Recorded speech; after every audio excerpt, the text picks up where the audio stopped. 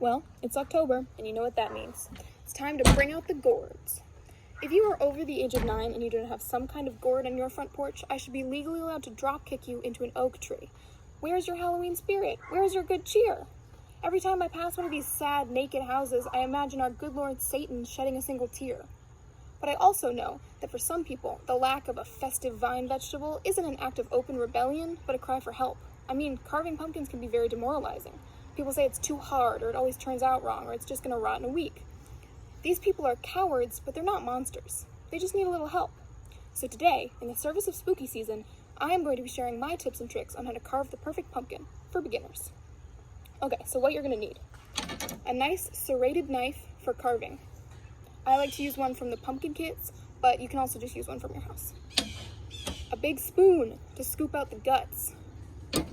A candle to put inside, and something to light it with. A pencil to mark your pattern.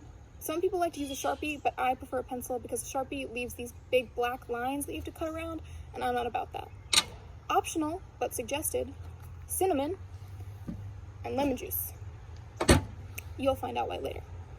Okay, so, to start with, one tip I have for you is to start cutting at the bottom of the pumpkin rather than the top. This means that it will decay slower and it won't collapse in on itself after like a week.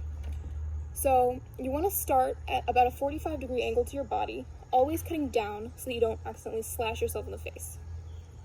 So you want to do sawing motions in a small circle around the edge. So we're looking for a perimeter of about that much. Okay, I'm going to carve this really quick and then I will be back. So when you're done, this is what you want. Okay, and then you're going to take your spoon, you're going to reach inside and just start scraping the edges in kind of a circular motion, pulling out all those seeds. You can be as messy as you want, especially if you're outside. You can just...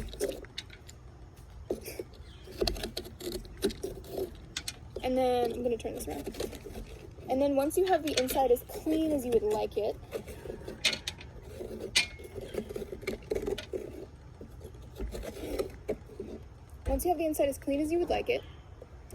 you can start to trace your pattern. So for this, again, pencil, that's the way to go.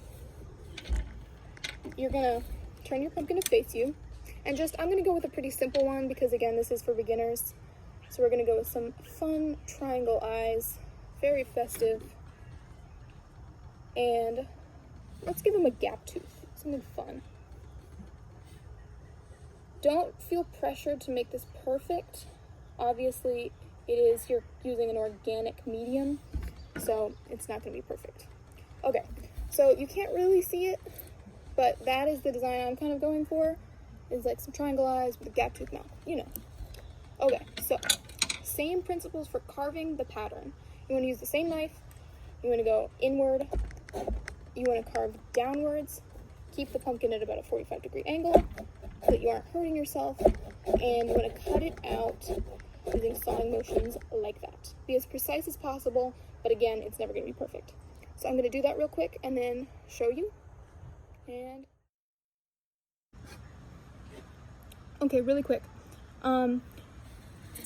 Just so you know, when you get to the point where your eyes are cut out, but you don't know what to do with them, just push them in as hard as you can, and they should drop right out the bottom. And then you can see how it's going to look when you put the candle in. Okay, let's keep going.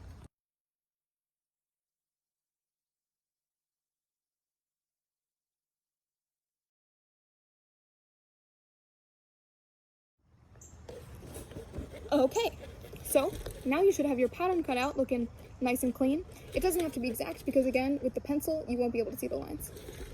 Now we get to figure out what the lime juice and the cinnamon are for. Now, these are totally optional, but with the lime juice, it just kind of helps preserve the pumpkin. It'll last a lot longer because the acids in the juice will preserve the organic matter of the pumpkin. And with this, you just want to go like, just get a little in there, then mix it around, make sure you're coating all the sides. And this will make it rot way slower. It'll probably last for about 4 days to a week longer, honestly. And then the cinnamon, extra super optional, If you put cinnamon in the pumpkin and like the candle, it'll smell like pumpkin pie. I just really like that. Same principle, just go wah. Okay, and then mix it around. Once you're satisfied, you can light the candle. And this is the most exciting part because it makes it look beautiful. I'm using a lighter. You can use matches or whatever.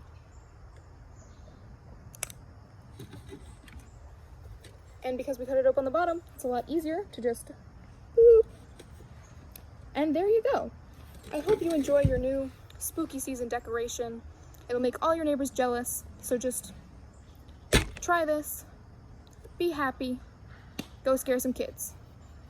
Happy Halloween, everybody!